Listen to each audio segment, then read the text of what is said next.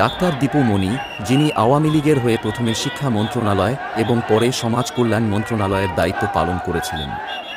সাম্প্রতি আওয়ামী লীগ সরকার পতনের পর এই সাবেক শিক্ষা ও সমাজ কল্যাণ মন্ত্রীর বিভিন্ন দুর্নীতি ও অনিয়মের অভিযোগ নতুন করে আলোচনায় আসে।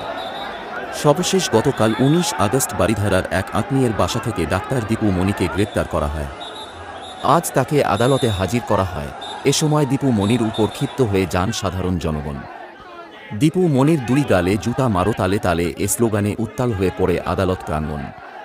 এ সময় কেউ কেউ ডাক্তার দীপু মনির ফাঁসিও দাবি করেন।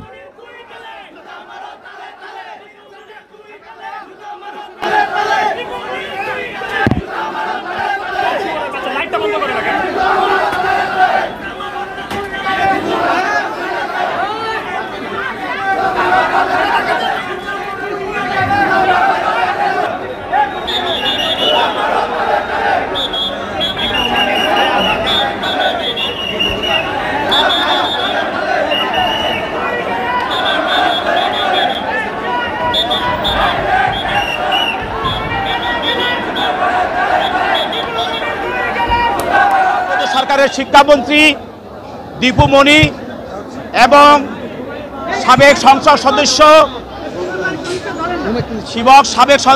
সংসদ সদস্য জয়, তাকে আজকে বিজ্ঞ আদালতে হাজির করা হয় এবং মোহাম্মদপুর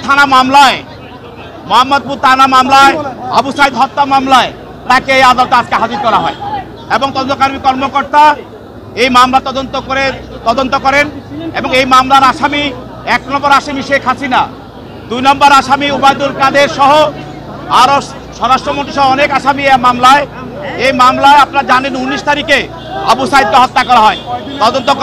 কর্মকর্তার এই আবেদনের প্রেক্ষিতে বিজ্ঞ আদালত মামলার গুণাগুণ পিটিশনের গুণাগুণ বিশ্লেষণ করে এবং মামলার গুণাগুণ বিশ্লেষণ করে ১ নম্বর আসামি দীপু মনিকে ৪ দিনের রিমান্ড মঞ্জুর করেন এবং আরিফুল ইসলাম জয়কে ৫ দিনের রিমান্ড মঞ্জুর করেন।